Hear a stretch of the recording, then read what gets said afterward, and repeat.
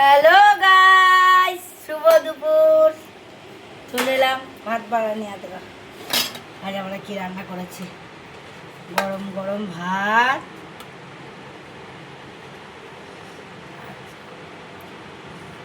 আজকে কালকে চচ্চড়িটা খুব ভালো হয়েছিল, বলে আজকেও কর। ছেলেগুলো সবাই খেলো চচ্চড়ি। এইটা কি বলো তো, এটা হচ্ছে উচ্ছে, বেগুন, বড়ি এসব দিয়ে চচ্চড়ি এটা। আর তোমার আমার ভাই ওর ডিম ভাজা। এখন সবারই একে একে হবে ডিম ভাজা। আর এটা তোমার আলু ভাতে,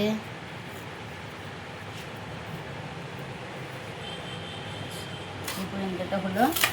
এরপর আছে লালতে শাক। ভাতটা নিচ্ছি। নে ভাতটা নিয়ে নে। লালতে শাক, লালতে শাক না, আর পটলের তরকারি। ব্যাস।